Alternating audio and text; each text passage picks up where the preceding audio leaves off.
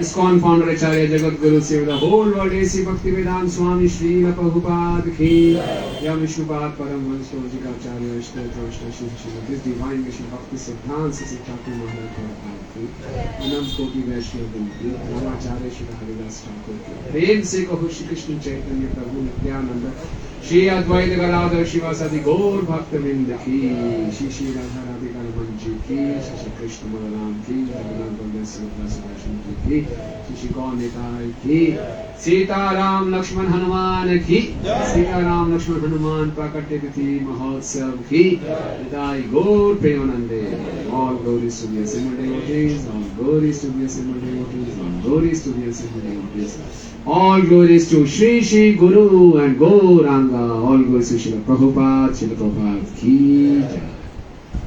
ओम अज्ञानतिमिरन्धस्य ज्ञानञ्जनशलाकया चक्षुरुन्मिलितं येन तस्मै श्रीगुरुवे नमः। श्रीचैतन्यमनोभीष्टं स्थापितं येन भूतले स्वयं रूप कदा मह्यं ददाति स्वपदान्तिकं। वन्देऽहं श्रीगुरुं श्रीयुतपदकमलं श्रीगुरून् वैष्णवांश्च श्रीरूपं साग्रजातं सहगण रघुनाथान्वितं तं सजीवं साद्वैतं सावधूतं परिजन सहितं कृष्ण चैतन्य देवं श्रीराधा कृष्ण पादान् सहगण ललिता श्री विशाखान्वितांश्च। हे कृष्ण करुणा सिन्धु दीनबन्धु जगत्पते गोपेश गोपिका कान्त राधा कान्त नमस्तुते। तप्तकाञ्चन गौरांगी राधे वृन्दावनेश्वरी वृषभानुसुते देवी प्रणमामि हरिप्रिये। वाञ्छाकल्पतरुभ्यश्च कृपा सिन्धुभ्येव च पतितानां पावनेभ्यो वैष्णवेभ्यो नमो नमः। जय श्री कृष्ण चैतन्य प्रभु नित्यानंद श्री अद्वैत गदाधर शिवासादि गौर भक्त वृंद। हरे कृष्णा कृष्णा कृष्णा हरे हरे हरे राम राम राम हरे हरे। नमो विष्णुपादाय कृष्ण पृष्ठाय भूतले श्रीमते भक्ति वेदांत स्वामिनिधि नामिने। नमस्ते सरस्वते देवे वाणी प्रचारिणे निर्विशेष शून्यवादी पाश्चात्य देश तारिणे।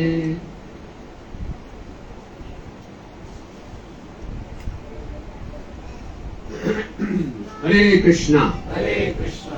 तो आप सब लोगों का हार्दिक स्वागत है और हम पर सबका परम सौभाग्य है कि हम सबने इस उत्सव में भाग लिया। सीताराम लक्ष्मण हनुमान की। तो विशेष शुभकामनाएं, बधाइयां साहिल प्रभु और उनके पूरे परिवार को। तो मुझे नहीं मालूम था कि स्थापना उत्सव है। प्रभु जी का पूरा परिवार पहले सीताराम लक्ष्मण निकले थे, इनके बाद में डिटीज थे। तो आज यहाँ मेटल डिटीज आए हैं, तो बहुत ही सौभाग्य की बात है। भगवान के जितने भी अवतार हैं सब में अर्च अवतार को बहुत ही कृपालु बताया जाता है। अर्च अवतार मतलब भगवान इस विग्रह के रूप में हमारे सामने प्रकट होते हैं, जिनकी अर्चना करके हम भगवान के साथ अपना संबंध स्थापित कर सकते हैं। भगवान कितने कृपालु हैं। हम तो भगवान को भूले हुए हैं। प्रभुपाद जी उदाहरण देते हैं, जब बच्चा माँ की कोख से बाहर निकलता है, माँ की कोख में है तब पूरा माँ पर निर्भर है। जब छोटा होता है तो पूरा माँ पर निर्भर होता है, लेकिन जैसे जैसे थोड़ा थोड़ा बड़ा होता जाता है वो स्वतंत्र होना शुरू कर देता है, और एक दिन इतना स्वतंत्र हो जाता है कि उसको माँ की आवश्यकता नहीं रहती। ठीक है, अपना अपना सेल्फ सफिशिएंट। तो इस ढंग से वो माँ को भूल जाता है, लेकिन माँ कभी बच्चे को भूलती नहीं। माँ का स्नेह वैसे ही बना रहता है। तो भगवान उदाहरण देते हैं, इसी प्रकार से हम लोग भगवान को भूल जाते हैं, लेकिन भगवान कभी हमें नहीं भूलते। जीव और भगवान का संबंध सनातन है, तो कभी टूटता नहीं है। हम भूल जाते हैं लेकिन वो टूटता नहीं है। तो इस भूले हुए संबंध को दोबारा स्थापित कर सकें, इसीलिए भगवान अर्च विग्रह के रूप में प्रकट होते हैं कि हम प्रकृति के 3 गुणों में भी हैं। हम इन आंखों से भगवान को देख नहीं सकते, इस त्वचा से भगवान को छू नहीं सकते, लेकिन भगवान कहते हैं मैं ऐसे रूप में प्रकट हो सकता हूँ जिसमें आप मुझे देख भी सकते हैं, मुझे छू भी सकते हैं, मेरा श्रृंगार कर सकते हैं, पूर्ण रूप से आप पर निर्भर हो। भगवान की कितनी विशेषता है। भगवान परम स्वतंत्र हैं, लेकिन अर्च विग्रह के रूप में आते हैं तो ऐसा एक्ट करते हैं, लीला करते हैं जैसे हम पर निर्भर हैं। हम खिलाएंगे नहीं तो भगवान खाएंगे नहीं, हम ड्रेसअप नहीं करेंगे भगवान श्रृंगार नहीं करेंगे, हम सुलाएंगे तो भगवान सोएंगे नहीं। जो आप करेंगे पूरा आपसे, ताकि हमारी जो सेवा की भावना है वो विकसित। इसलिए इस अर्च विग्रह में और भगवान में कोई अंतर नहीं है। रामलीला में वर्णन आता है कि अयोध्या में एक ऐसे ब्राह्मण थे जो प्रतिदिन सुबह भगवान का दर्शन करते थे, तभी कुछ खाते थे। कई बार भगवान को कहीं बाहर जाना पड़ गया और 15 दिन के लिए भगवान आए नहीं, तो 15 दिन तक इस ब्राह्मण ने कुछ खाया ही नहीं। मैं भगवान के दर्शन ही में खाऊंगा कैसे? तो जब भगवान वापिस इनको बताएगा आपका ये भक्त ब्राह्मण 15 दिन से भूखा है और आप बाहर घूम रहे हैं, भगवान को बहुत दुख हुआ। तो भगवान ने तुरंत भगवान का एक अलमीरा उसको खोला और उसमें से अपना एक विग्रह निकाला। बोले मुझ में और इस विग्रह में कोई अंतर नहीं है। इस विग्रह को आप देख दर्शन करेंगे, मेरे दर्शन करेंगे। तो विग्रह भगवान ने उस ब्राह्मण को दिया। आज भी वो विग्रह दक्षिण भारत में उसकी रचना की जाती है। तो इस प्रकार से ये बहुत ही आवश्यक है कि हम इस जो नवग्रह भक्ति के अंगों में भी अर्चन का बहुत महत्व होता है। और श्रील प्रभुपाद जी ने इस पर बहुत जोर दिया है कि प्रारंभिक अवस्था में हम सबको अर्चन विधि में जरूर जोड़ना चाहिए। और घर में जब हम विग्रह स्थापित करते हैं, इसका सबसे बड़ा लाभ क्या होता है कि घर के प्रत्येक सदस्य, विशेषकर बच्चों को अच्छे संस्कार जाते हैं। शुरू से उनको आदत पड़ जाती है। हमारे आचार्य जीव गोस्वामी जी ने, वो कृष्ण बलराम की डीटी के साथ खेलते थे और कृष्ण बलराम की डीटी के साथ ही सोते थे। तो शुरू से ही उनका ये होगा कि ये हमारे जीवन के एक महत्वपूर्ण अंग है। आप से कितने लोग अलारनाथ गए हुए हैं? जगन्नाथपुरी के पास अलारनाथ के लिए देखिए, चतुर्भुज कृष्ण है और खूबी क्या है, इस विग्रह के ऊपर डॉट्स है। उसकी कथा ऐसे सुनाते हैं कि अलारनाथ विग्रह के पुजारी थे जिनका नाम था केतन। तो वो लोग भगवान को भोग लगाते थे, घंटी बजाते थे, मंत्र उच्चारण करते थे, चले जाते थे। एक उनको कहीं जाना पड़ गया, उन्होंने बच्चे को बुलाया। बच्चे का नाम था मधु। बोले मैं बाहर जा रहा हूँ, भोग लगा देंगे, भगवान को खिलाना। बोले ठीक है। तो मधु ने भगवान के सामने भोग लगाया, घंटी लगाई, बजाई, उच्चारण किया, भगवान ने खाया नहीं।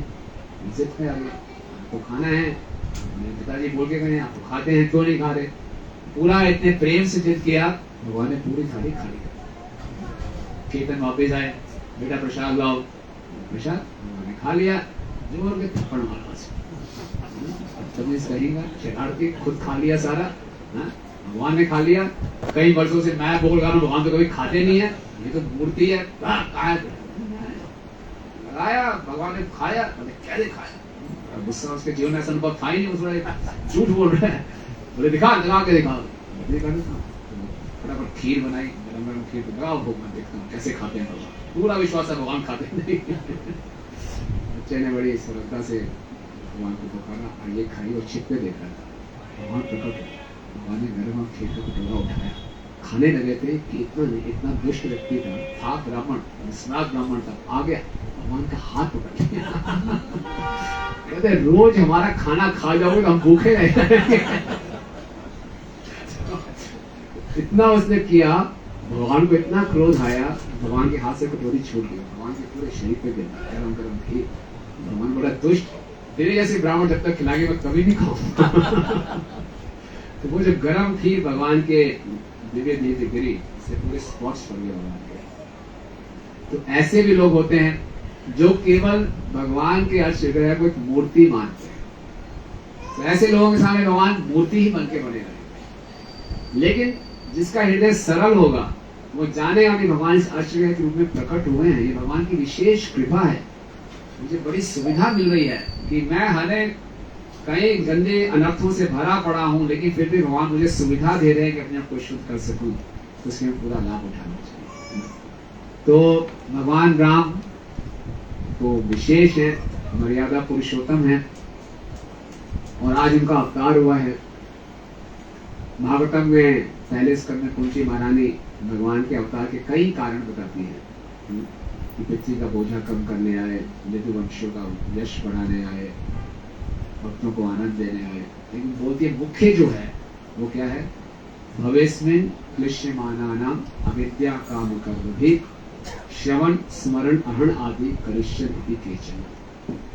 कि बाकी तो बहुत कुछ कहते हैं, लेकिन कुछ लोगों का कहना है कि आपके अवतार का मुख्य कारण क्या है, भवेस्मिन्, इस भव सागर में, इस संसार में, क्लिश्यमानानाम, हर कोई संघर्ष कर रहा है। क्यों?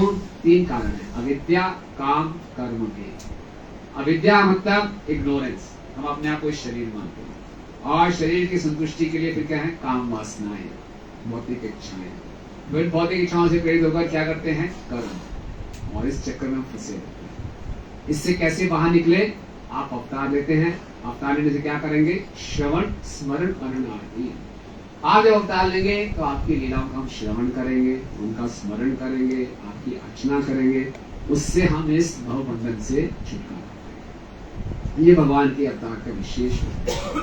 तो भगवान राम आज प्रकट हुए हैं यहाँ पे, तो जितना हम उनके बारे में सुनेंगे, उनकी लीलाओं का स्मरण करेंगे, उनकी अर्चना करेंगे, हम इस अविद्या काम कर्म के साइकिल से बाहर निकालेंगे। हमारे जो अविद्या मुख्य कारण है वो दूर।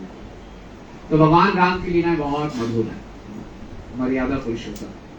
कृष्ण को बोला जाता है लीला पुरुषोत्तम, चैतन्य महाप्रभु को बोला जाता है प्रेम पुरुषोत्तम। हम भगवान कृष्ण की लीलाओं की नकल नहीं कर सकते, कोशिश भी नहीं कर सकते, कहेंगे तो बहुत बुरा होगा। लेकिन भगवान राम मर्यादा पुरुषोत्तम है, उनकी लीलाओं का श्रवण करके, स्मरण करके, उस पर मनन करके अपने जीवन में कुछ उतारने का प्रयास कर सकते, और उसको उतारने का प्रयास करके हम कृष्ण को प्राप्त कर सकते। इसीलिए भगवान राम को मर्यादा पुरुषोत्तम में कहा जाता है, अनुष्ठान प्रधान भी करते, सिस्टम से चलते हैं। और जो भगवान कृष्ण है वो लीला पुरुषोत्तम है और अनुभव प्रधान, वंडरफुल एक्सपीरियंसेस देते हैं। लेकिन आज हम भगवान राम की मर्यादा पुरुषोत्तम, और केवल रामायण का हर चरित्र में मर्यादा का पालन किया। मर्यादा का मतलब क्या समझेंगे, मर्यादा क्या है? साधारण शब्द में मर्यादा का अर्थ क्या है?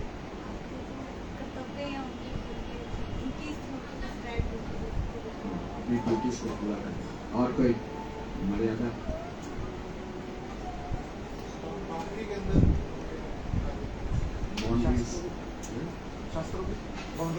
शास्त्रों की बाउंड्रीज। और कुछ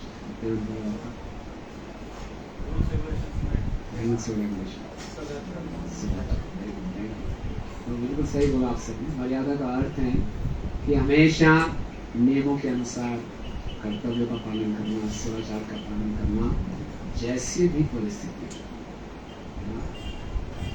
to do what we are supposed to do, चाहे दूसरा व्यक्ति जैसा मर्जी व्यवहार करे। ये रामायण की विशेषता है।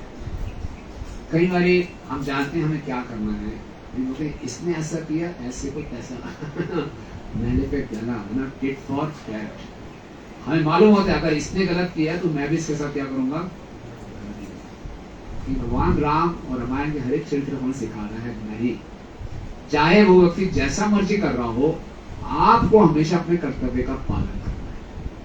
हमारे पास बहुत अच्छा बहाना मिलता है, मैं क्या करूं, उसने ऐसा किया, उसने मारा, मैंने खुद सुना दिया उसको। तो हम ये नहीं सोचते कि जब हम रिएक्ट करते हैं तो हम नए कर्म जनरेट करते हैं।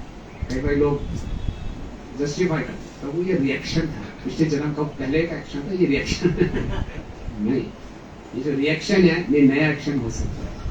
इसी चक्कर में हम फंस जाते हैं। तो क्या करना है, हमें जानना चाहिए कि हमारा कर्तव्य क्या है।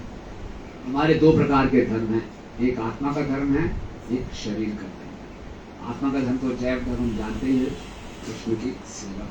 और शरीर का धर्म क्या है, मैं पुरुष हूँ, स्त्री हूँ, पति हूँ, पत्नी हूँ, बेटा हूँ, माँ हूँ, जो भी हूँ, उसका भी कर्तव्य है। तो रामायण हमें दोनों कर्तव्य सिखाती है। जीवन की जैसे मर्जी परिस्थिति हो, जिससे हम व्यवहार कर रहे हैं, चाहे वो अपने कर्तव्य का पालन करे या ना करे, मुझे अपने कर्तव्य का हमेशा पालन करना है। अगर अपने कर्तव्य का पालन मैं करता रहूंगा तभी मैं इस कर्म बंधन से मुक्त होऊंगा, वो अकर्म बन जाएगा।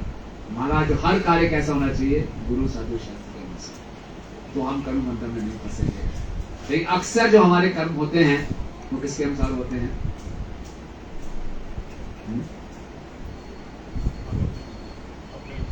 अपने अनुसार होते हैं। क्या मुझे पसंद है, क्या इमोशंस के अनुसार होते हैं, सिचुएशन के हिसाब से होते हैं। तो भगवान गीता में कहते हैं, इंद्रियस्य इंद्रियस्यातो राग द्वेषो स्थितो तयोनवश्यम अगच्छेति यस्य परिबन्धनो।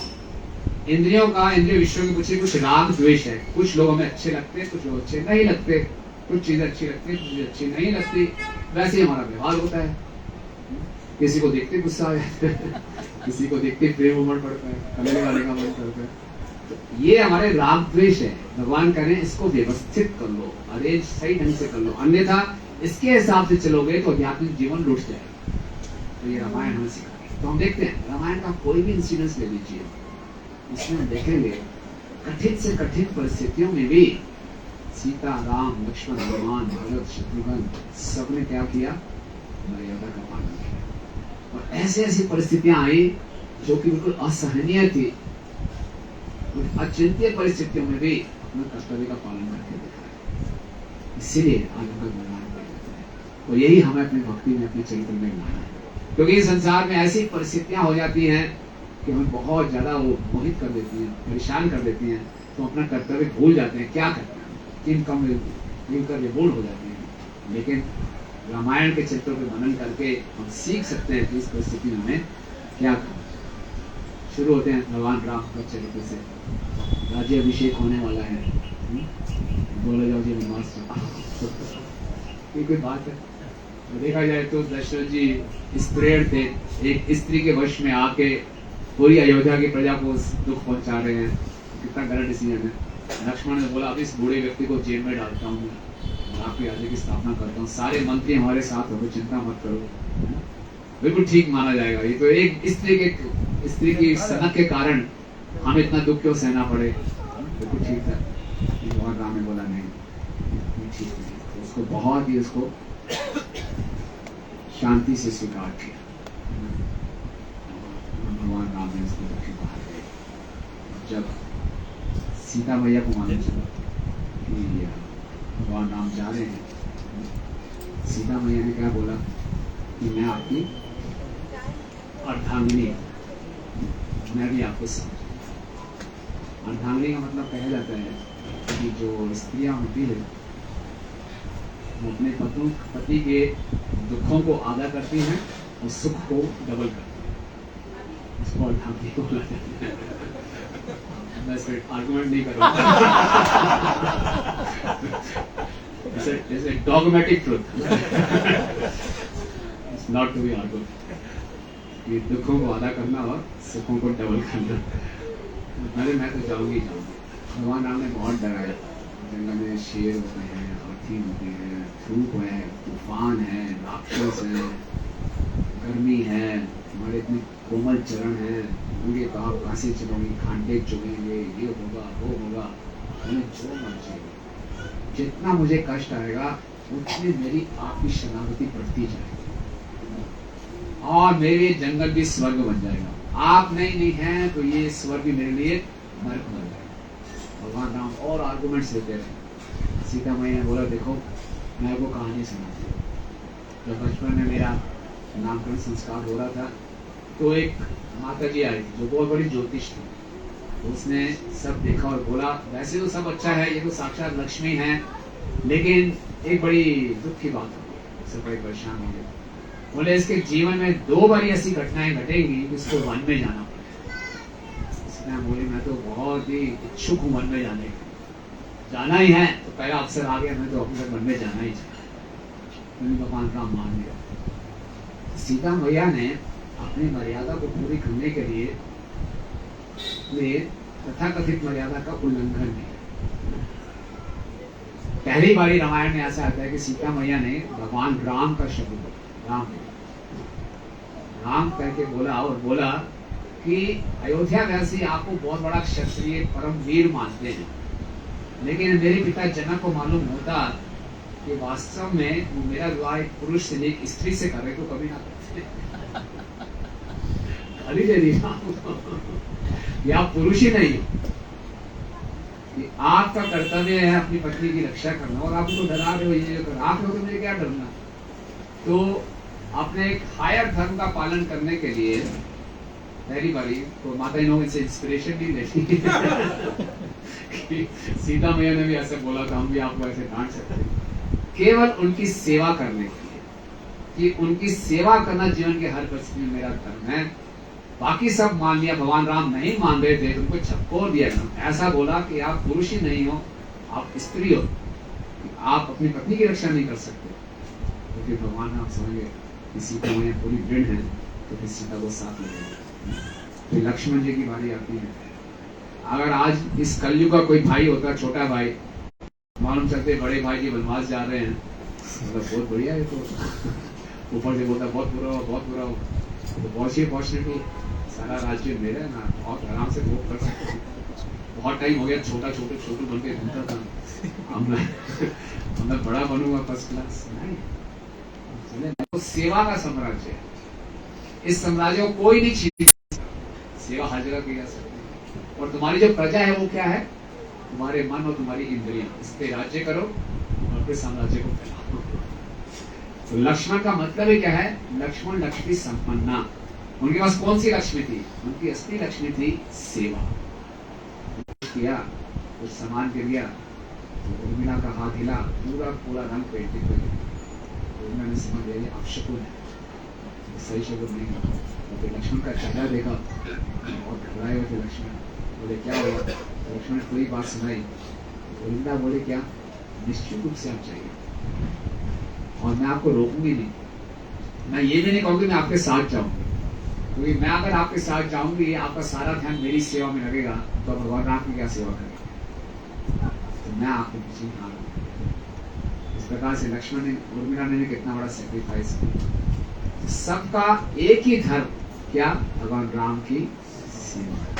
और बाद में हम जानते हैं कि लक्ष्मण जब जंगल में ऐसे विश्राम करते, राम और सीता लक्ष्मण बैठे थे समुद्र के साथ, तो निद्रा देवी आ गई। लक्ष्मण ने बोला खबरदार मुझे तंग किया, जब तक भगवान राम अपने महल में जाके विश्राम नहीं करेंगे मैं कैसे सो सकता। लक्ष्मण रो रहे थे कि राम और सीता को जमीन पे सोना पड़ेगा। हालांकि उन्होंने बहुत सुंदर फूलों की सैया बनाई थी, वो उनकी ये स्थिति हुई मैं सो ही नहीं सकता। बोले नहीं, नींद तो प्रकृति का नियम है, नींद तो आएगी आपको, चले जाओ। कहाँ जाऊंगी, प्रकृति का नियम है। ठीक है, तो मेरे कोटे की नींद है वो उर्मिला। इतने बहुत ऐसी सेवा चाहेंगे, 6 घंटे में आपके घर में मैं सोता। 14 साल उर्मिला जी अपने कोटे का भी सोती थी, लक्ष्मण के कोटे में सोती थी, और लक्ष्मण 14 साल तक सोए नहीं। अनथिंकेबल, इतना हम कर नहीं सकते, लेकिन ये मालूम चलता है कि क्या सहा होना चाहिए सेवा के लिए। तो जीवन की हर परिस्थिति में हम ये भगवान से प्रार्थना करें कि हमें मार्गदर्शन मिलता रहे कि मेरा कर्तव्य क्या है। जब भरत वापिस आए और भरत को मालूम चला ये सब षड्यंत्र रचा गया उनके लिए, तो बहुत क्रोध है। उन्होंने कैकेयी को बोला आप मेरी माँ ही नहीं। फिर पूछा ये हुआ कैसे? मालूम चला मंत्रा ने किया ऐसा। मंत्रा एक बार जा रही थी, शत्रुघ्न की नजर मंत्रा पे पड़ी। शत्रुघ्न भाग के गए, मंत्रा के बाल पकड़े, मैंने अभी तेरा सर काटा। मंत्रा जोर जोर से चिल्लाने लगे कि कहीं कहीं बचाओ बचाओ, कि कहीं बाहर आए, मैं इसको छोड़ दो। तो भरत आ गया, तो भरत ने शत्रुघ्न को बोला छोड़ दो इसको। शत्रुघ्न बोला यही सारी जड़ इसको मैं खत्म कर दूँ। भरत बोला छोड़, मुझे भी बहुत क्रोध आ रहा है, मैं भी नहीं जिसकी शक्ल देखना चाहता, मुझे तो छोड़ने क्यों बोल रहे, सर काट देते हैं। बोले नहीं, अगर इसका हम सर काटेंगे, वैसे एक स्त्री है, क्षत्रिय हमें स्त्री का सर नहीं काटना। दूसरा, भगवान राम को मालूम चलेगा तो उनको बहुत दुख हो। तो जीवन की हर परिस्थिति में निर्णय लेना तो क्या मापदंड है? भगवान की दृष्टि।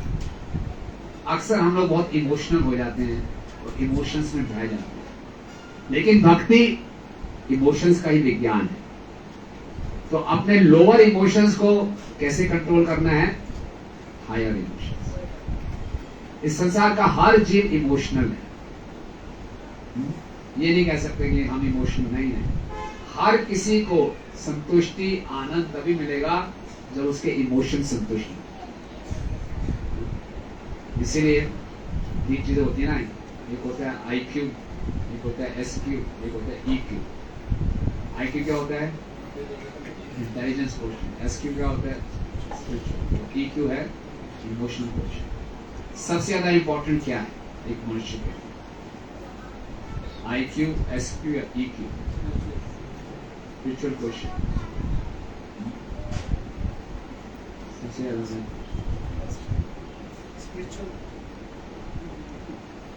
स्किल EQ सबसे ज्यादा महत्वपूर्ण है। EQ अगर किसी व्यक्ति बहुत इंटेलिजेंट है, बहुत स्पिरिचुअल भी है, लेकिन ना वो अपने इमोशंस को संभाल पाता है, ना दूसरे के इमोशन को समझ पाता है, उसकी भक्ति में बवाल ही मचा जाएगा। EQ का मतलब है अपने इमोशंस को समझना और दूसरे के इमोशंस को भी हैंडल करना। कई बार हमें नहीं पता होता मैं क्यों डिस्टर्ब हूं, और हम दूसरे के इमोशंस को भी नहीं समझ पाते। जब तक हम दूसरे के इमोशन को नहीं समझ पाएंगे, उसकी सेवा कैसे करेंगे?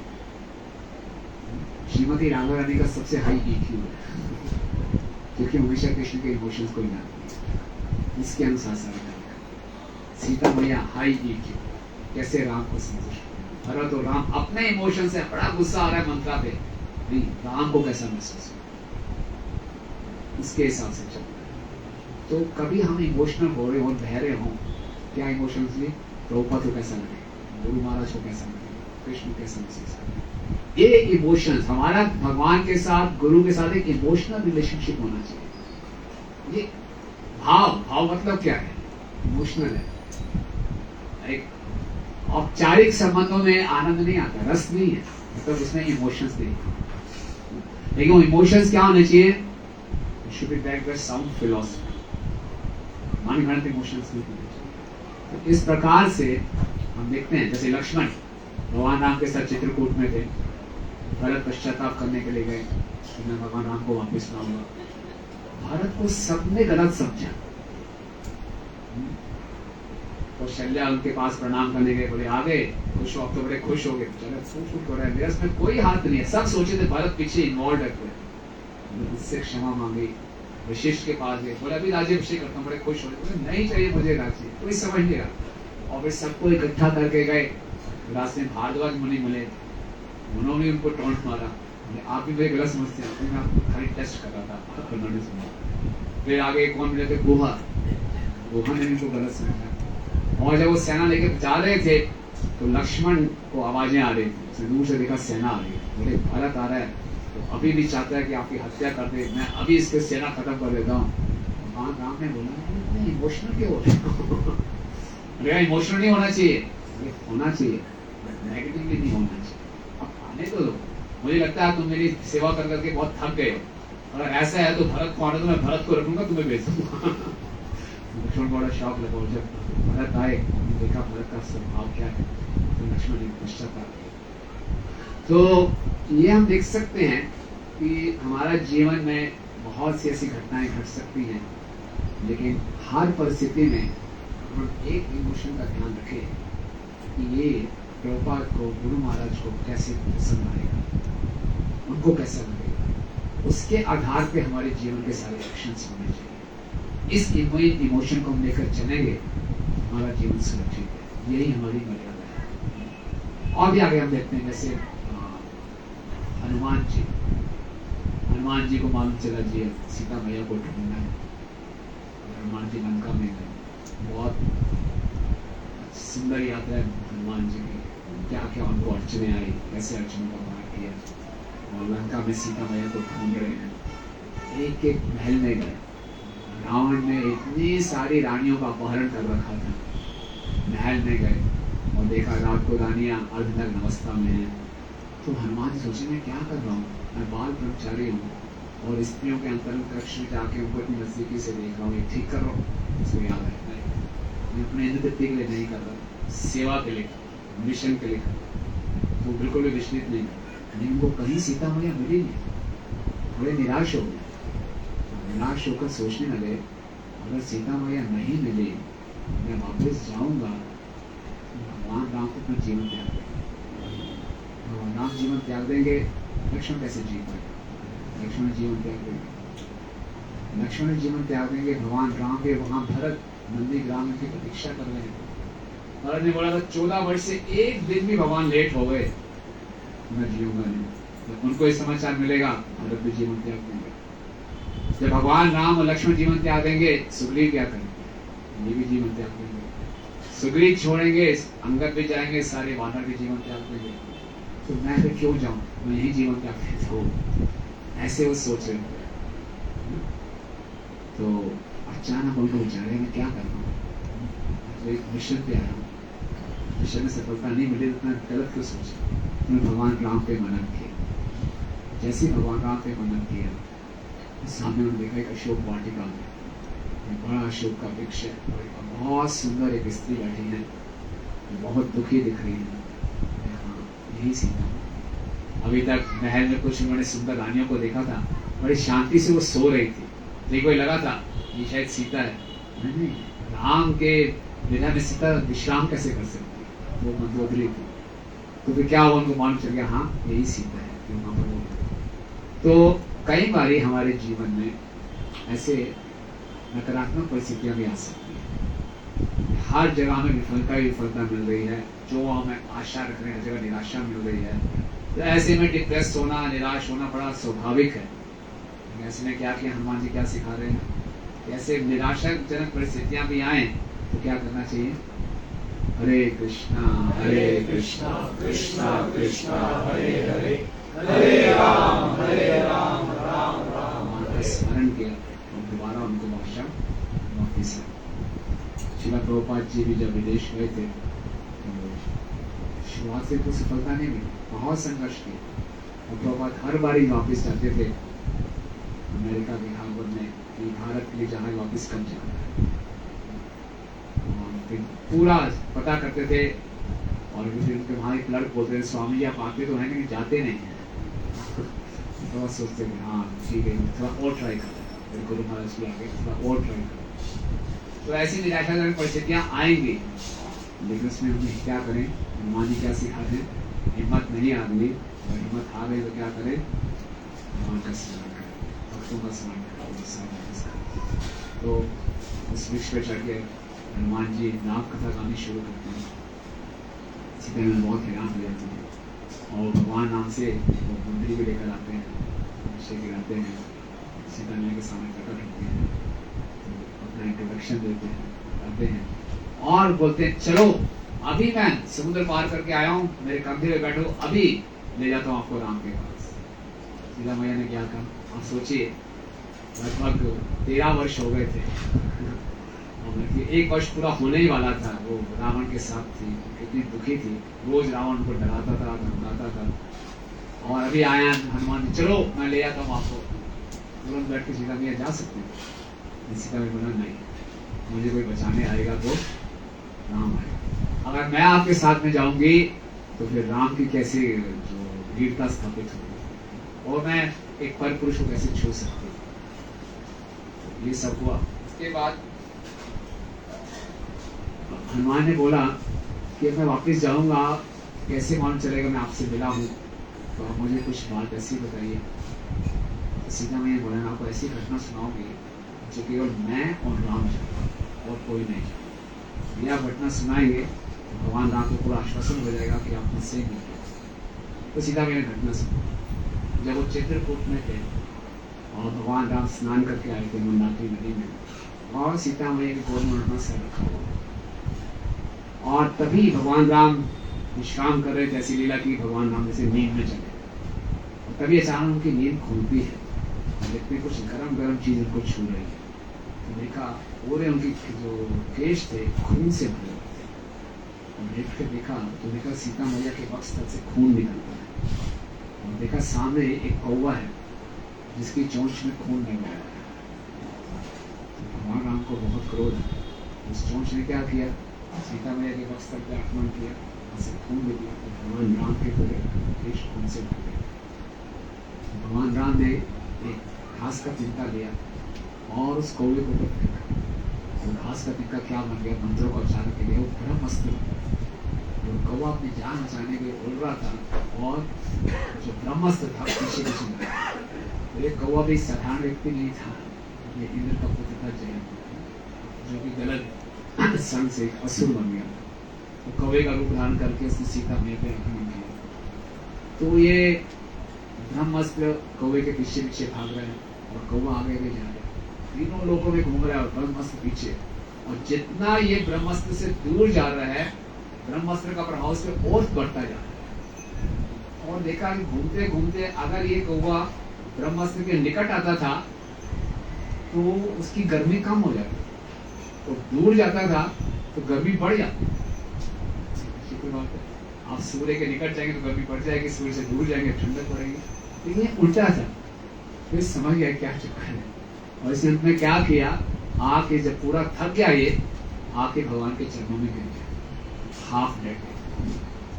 भगवान राम को बहुत क्रोध आया, लेकिन क्योंकि ये असुर था, इसको भगवान की शरण लेने नहीं आती। इसको शरण लेने की उत्साह कहां से मिला, मैं ब्रह्मास्त्र से जितना दूर जाऊंगा इसका तेज और बढ़ता जाएगा। निकट आ रहा हूं, यानी कि भगवान के निकट आऊंगा तो मुझे शरण लूंगा तो उसका प्रताप कम हो जाएगा। वहां के इसने जब भगवान राम के चरणों में पड़ा तो उल्टा पड़ा, सर दूसरी तरफ, और सीता मैया ने क्या किया, इसको सीधा भगवान राम को बोला, अभी आपकी शरण में। फिर भगवान राम ने उसको क्षमा करेंगे, बोला ब्रह्मास्त्र छोड़ा हुआ है तो पूरा दिखाई कुछ। तो इसलिए क्या हुआ, कौवे की जो एक आंख थी कौवा एक आंख था। तो इस प्रकार से भगवान राम बताते हैं तो मेरी एक बार भी शरण ग्रहण करेगा मैं उसको हमेशा क्या करूँगा।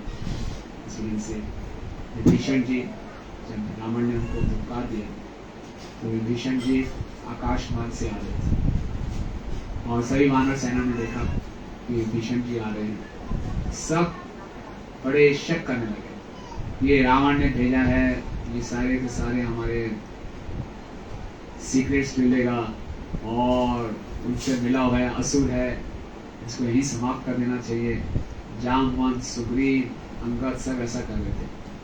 हनुमान जी ने बोला नहीं नहीं नहीं नहीं, इसके हाव भाव से दिखता है भगवान राम आपकी शरण लेना चाहिए। भगवान राम ने बोला हाँ मुझे भी ऐसा ही दिखता है। सुग्रीव ने बोला अरे जो अपने भाई का नहीं हो आपका क्या होगा, ये आप इसको अपनी शरण में लेंगे कभी भी ये पलटी मार जाएगा है ना, और आपको नुकसान पहुंचाएगा। भगवान राम मुस्कुराए। भगवान ने बोला कि भगवान राम ने अपनी उंगली दिखाई, अपनी उंगली के इस कोने से मैं सारे राक्षसों को मार सकता हूँ।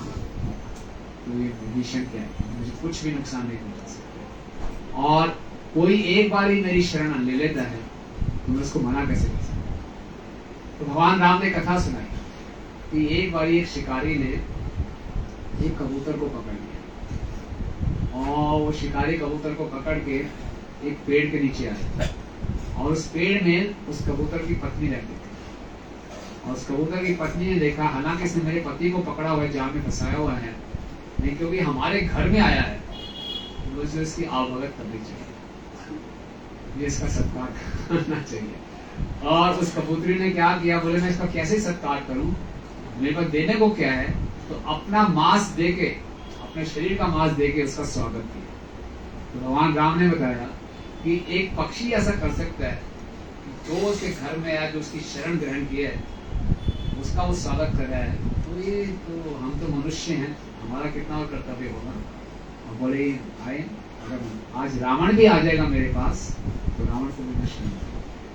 इसलिए बहुत प्रसिद्ध श्लोक में भगवान राम ने बोला सकल देव पंथ से तम आस्मिति याचते अभ्यम सर्वदा तस्मै विदाति एतद् विक्रममा। तो एक बारी भी भगवान राम की शरण ग्रहण करके ये बोलता है अब मैं आपका हुआ, तो भगवान राम कहते हैं मैं उसको हमेशा क्या प्रदान करता हूँ, अभय प्रदान, ये मेरा वचन है। इस प्रकार से जब हुआ और फिर विष्णु से पूछा गया कि आप बताइए कैसे, विष्णु ने बताया कि आप समुद्र के देवता वरुण को बोलिए, वो आपकी सहायता करेगा।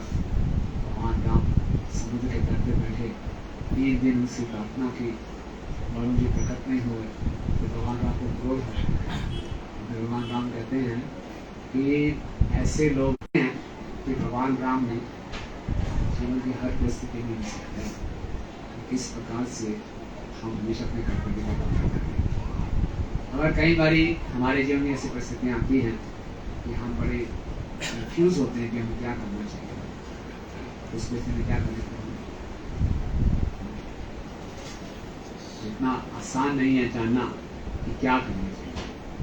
भगवान गीता में कहते हैं प्रवृत्तिंच निवर्तिंच जना ना वेदनास्वर न शोचम ना ना सत्य देश। जन होते हैं उनको ये नहीं पता क्या करना चाहिए क्या नहीं करना चाहिए, क्या ठीक है क्या नहीं, क्या सही आचरण है। और आज के हमारे कलियुग के वातावरण में बड़ा मुश्किल है जानना क्या ठीक है क्या गलत, और जो गलत है वो ठीक दिखता है, जो ठीक है वो गलत है।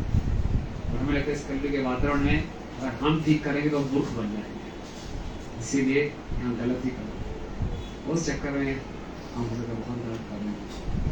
कैसे हर परिस्थिति में सही निर्णय ले सकें बहुत आवश्यक है। करने जब भगवान कृष्ण ने यशोदा मैया को अपना पूरा ब्रह्मांड का दर्शन कराया अपने मुख में, तो यशोदा मैया बड़ी विस्मित क्या है, मानो कुछ हो तो नहीं गया, कुछ जादू तो नहीं हो गया, कुछ देवता मन तो नहीं है, क्या चक्कर क्या है। वहाँ जब इतनी वो कंफ्यूज हो गई, उसने क्या किया, चुपचाप प्रणाम किया। श्रील प्रभुपाद जी कहते हैं हमारे जीवन में ऐसी परिस्थितियाँ हों कुछ समझ में ना आ रहा हो, क्या करें, चुपचाप प्रणाम मुझे कुछ समझ में नहीं आया, भगवान का नाम लें, भगवान को नाम और इस ढंग से हम क्या कर सकते हैं, भगवान हमारी सिंसियरिटी को देखते हुए किसी भक्तों के माध्यम से, शास्त्रों के माध्यम से हमें ज्ञान देते हैं, फिर हम सही निर्णय सही कार्य करते हैं। तो बहुत ही खुशी की बात है कि हम भगवान राम कर रहे हैं। प्रार्थना करें हम भी हमेशा अपने जीवन में कभी मर्यादा को उल्लंघन न करें। इतना इंस्पायरिंग करेक्टर्स जो रामायण देख के करके इतनी शिक्षा प्रदान करते हैं कि जीवन की हर परिस्थिति में, निकट से निकट परिस्थिति में भी हम ये ना देखें कि दूसरा क्या कर रहा है, हमारी ज़्यादातर एनर्जी ये चली जाती है कि वो ऐसा क्यों कर रहा है, उसको अपने कर्तव्य का पालन करना चाहिए। हम सोचते हैं दूसरे का कर्तव्य मेरा अधिकार है, उसको ऐसा करना ही चाहिए, वो मेरा पुत्र है, मेरी पत्नी है, वो मेरा पति, उसको ऐसा करना ही चाहिए, चाहे वो अपने कर्तव्य का पालन करे या ना करे। मेरा क्या कर्तव्य है उस परिस्थिति में, उसका ये भगवान को हरे कृष्ण। इससे और कोई कमेंट है?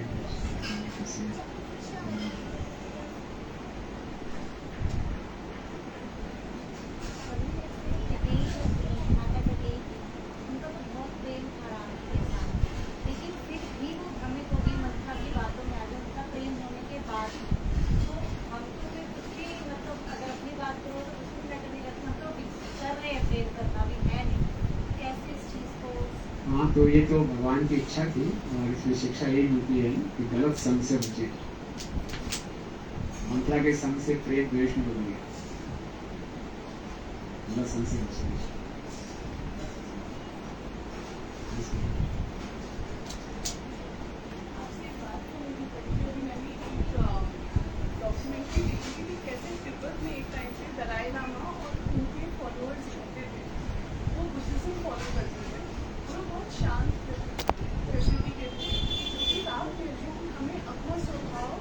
बदलना नहीं चाहिए क्योंकि बाकी लोग ऐसा कर रहे हैं। तो चाइनीज लोगों ने पूरी आर्मी भेजी, 1 मिलियन तिब्बतियन लोग मारे गए वहाँ पे, सीधे साधे मॉन्क्स थे लोग।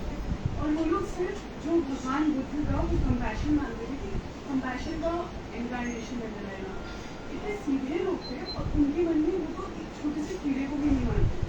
मतलब इतने उससे वो लोग कहते थे। और चाइनीज लोग आए, उन्होंने उनकी मॉन्स्ट्रीज डिस्ट्रॉय कर दी, उन्होंने उन लोगों को मतलब ऑलमोस्ट भागना पड़ा था। लाइन हमने फिर इंडिया में धर्मशाला में खेलते थे। तो मुझे मेरे मन में ये सवाल आता है कि हम अच्छे हैं और अच्छा होना, मतलब एक विभूति को हमेशा अपना स्वभाव सही रखना चाहिए। पर अगर दुनिया एग्रेसिव है और पावर ही एक तरीका है, लोग अपने को सही दिखाते हैं पावर की। तो चाइना ने आज के डेट में तिब्बत को कैप्चर कर लिया, वहाँ पे 10 लाख लोग मारे गए सिर्फ इसी कारण क्योंकि उन्हें लड़ना भी नहीं आता। इतनी शांत स्वभाव होगी तो मतलब मन में ये विचार जरूर आता है कि क्या एक भक्त को बदल जाना चाहिए जब ऐसी परिस्थिति में। हमें सिर्फ ये सोचना चाहिए कि भगवान की इच्छा होगी और ऐसे में बस हमें शरणागति देनी चाहिए कि अब हमें जाना ही है हमारा सामने। अच्छा प्रश्न। और ये तिब्बत में नहीं, सदियों से होता आता है कि ऐसे असुर लोग होते हैं जो भक्तों को फोन करते हैं, अत्याचार करते हैं। भगवान रामकृष्ण भी ऋषि बने लगे थे से बोलना करते थे। तो उसमें क्या होता था, यदि संस्कृति में क्षत्रिय होते थे जो कि ऐसे ब्राह्मणों की रक्षा करते। तो आजकल वो सब रहने, तो इसमें सब कुछ टॉक्सिक हुई। तो समय आने पर अगर ब्राह्मण को क्षत्रिय का भी रोल करना पड़े तो करता है। ऐसा नहीं जैसे भगवान राम ने समझौता किया और भगवान राम ने समुद्र को कहना नहीं माना, भगवान राम का दोष भी दिखाया, समुद्र को कहना मानो। भगवान राम यही कह रहे थे कलयुग में ऐसे लोग, कई बार ऐसे लोग होते हैं संसार में जो कि केवल माइट इज राइट, इसी बात को समझते हैं, वही लैंग्वेज समझते हैं। कई बार वो भी हमें करना पड़ सकता है। What ever is required for protecting the religion वो करना चाहिए। तो ये बहुत ही स्पेशल परिस्थिति है, तो उसमें जो भक्त लोग मिलकर जो निर्णय लेते हैं उसको समझना चाहिए। कई बार डिफेंड करेंगे, कई बार देखेंगे क्या हमारी क्षमता है, हम डिफेंड कर सकते नहीं कर सकते, कहीं और जाके हम कर सकते हैं, तो उस परिस्थिति को निर्भर करें।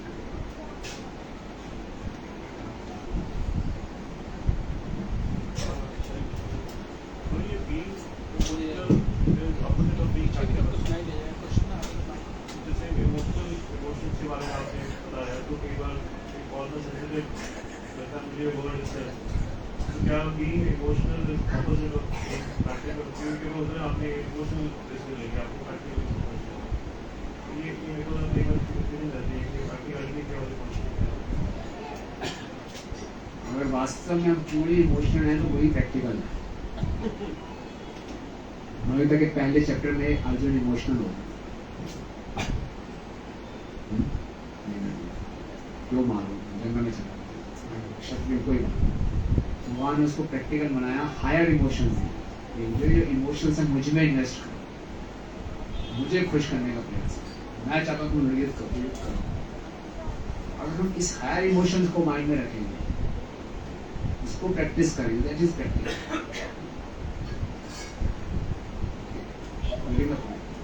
लोअर इमोशंस में नहीं रहना है, अपने एक्शंस हायर इमोशंस के लिए करना है। प्रैक्टिकल दोनों हो सकते हैं, डिपेंड करता है किसमें प्रैक्टिस करें।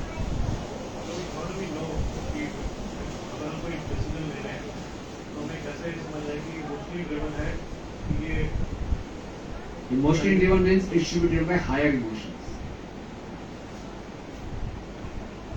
Higher emotion. जब मैं इमोशनली driven होकर कर रहा हूँ लेकिन वो गुरु और कृष्ण को पसंद नहीं होगा, वो नहीं करना। लेकिन जो मुझे पसंद नहीं है, अर्जुन को पसंद नहीं था लड़ना, लेकिन कृष्ण को पसंद है, इसलिए वो लड़ा। तो मैं इमोशनल हो रहा है, मुझे पसंद नहीं है लेकिन तो कृष्ण को पसंद है। इस इमोशन से we have to deal with this emotion. Confusion है, then we consult senior. Most of the time हम लोअर इमोशंस में बह जाते हैं।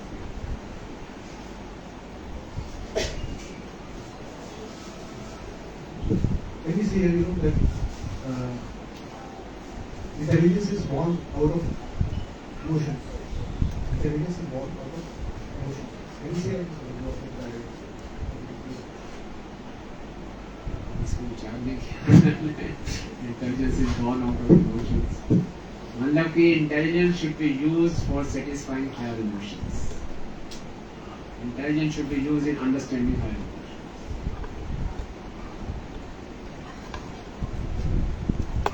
Intelligence should not be covered by lower emotions. Sir, lower emotions से intelligence cover हो जाती है। Intelligence should be used for understanding higher emotions, ceasing emotions. चलिए, 4 minutes। वो कैकई वाली बात में जो पूछा था कि कैकई ने ऐसा क्यों किया, कई बार माता ने बताते हैं, वो लोग महाराज बताते थे कि कैकई माता चाहती थी कि जो भगवान राम हैं वो हमेशा अपने राजपाट में, सम्मान में और जो भी देखकर उनको प्रणाम करते थे राजमहल में। तो चाहती थी कि भगवान तो छुट्टी एंजॉय है, तो आनंद लेना चाहिए। तो इसलिए सारा ब्लेम मेरे पे आ जाए कोई बात नहीं, लेकिन सीताराम जो है जंगल जाके आपस में प्रेम का आनंद प्रदान Higher emotions है, mental distance है। ठीक है।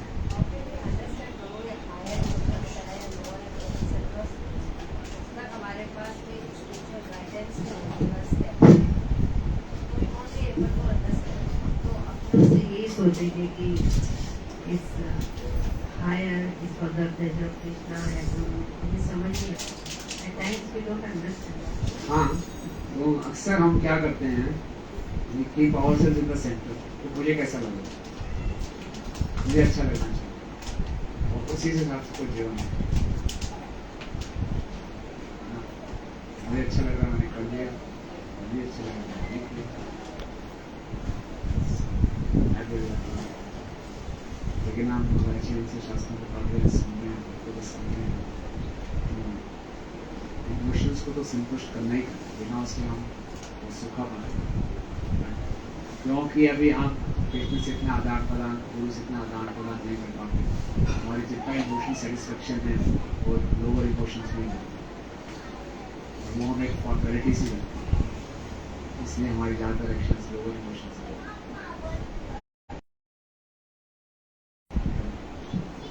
मुझे आपने से बोला कि जैसे हम निर्णय नहीं ले पाते, जब अक्सर हम बहुत कंफ्यूज हो जाते हैं कोई निर्णय लेने में, तो एट दैट टाइम आप बस नतमस्तक हो जाओ। तो उसमें भी पेश, उस केस में क्या करें? हाँ, नतमस्तक होने का क्या मतलब है कि परिस्थितियाँ मेरे कंट्रोल से बाहर हैं, मेरे को समझ में नहीं आ रहा। नतमस्तक होना, भगवान को नतमस्तक हो जाए, वैष्णव को नतमस्तक हो जाए, उनसे पूछे क्या करना चाहिए। कई परिस्थितियाँ समझ साठी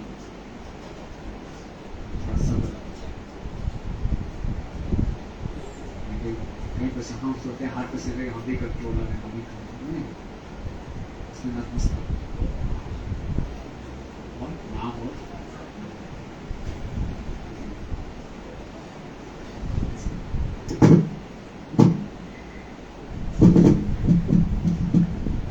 धन्यवाद प्रभु जी, आपने रामायण के सारे चरित्रों का आपने बहुत सुंदर संक्षिप्त में उनकी शिक्षाओं के अवगत कराए।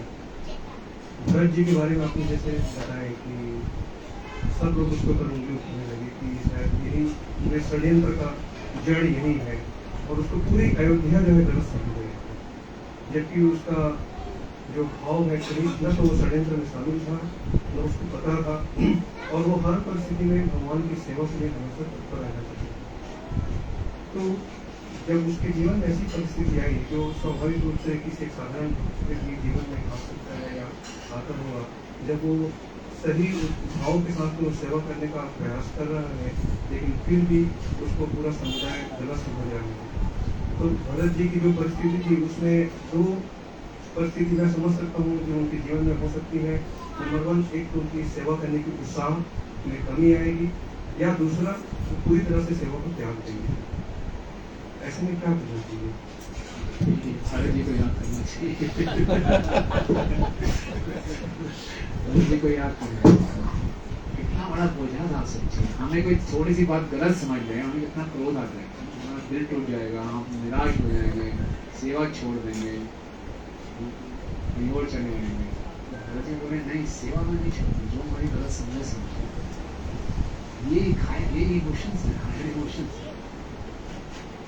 लोअर इमोशन में चलेगा, हम डिप्रेशन में चले जाएंगे। मैंने इतना कुछ किया तो भी लोग मुझे गलत समझ रहे हैं, 10 जगह रोएंगे। लेकिन भरत जी बोले नहीं, चाहे जैसा मर्जी हो, भगवान राम की सेवा कैसे छोड़ सकते? बहुत मुश्किल है, बहुत ही मुश्किल है। लेकिन सारे इतने एक्सट्रीम कैरेक्टर्स हैं ताकि हमें वहां से कुछ भी नहीं होता।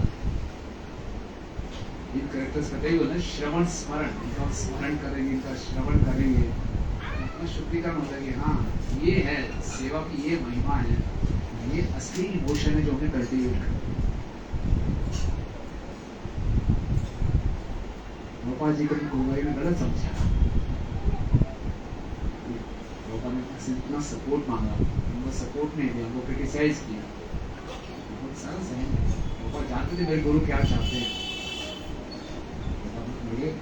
हमें तो सब कुछ मिल गया। उस समय आप सोचिए गोपाल बिल्कुल अकेले थे और उतना प्रयास कर रहे हैं, उनको गलत समझ रहे हैं, सफलता भी नहीं मिल रही, लोग भी गलत समझ रहे हैं, कितना कंफ्यूजन है, क्या मैं जो कर रहा हूँ ठीक कर रहा हूँ। बार बार वही चीज को याद है, महाप्रभु क्या आदेश है, भगवान का क्या आदेश है, उसको स्टिक में। So I think what can help is if you can have good friends in Krishna consciousness, जो हमें दोबारा से स्थिति याद दिलाए, नहीं यही ठीक है, वो कोई वजह से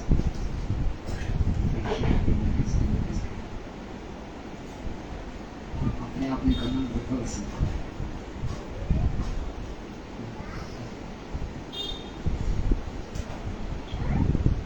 ठीक है, भगवान राम का अवतरण हुआ, जहाँ राम है वहाँ काम नहीं, जहाँ काम है वहाँ राम नहीं। प्रार्थना करें भगवान राम में शिक्षा हमारे हृदय में हो, और हमारे हृदय का जो काम है नाश हो। काम मतलब रावण का नाश हो, भगवान राम की शिक्षा को जीवन कर सके, सही को उनके दिलों को प्रसिद्ध करें कि भगवान राम के श्री के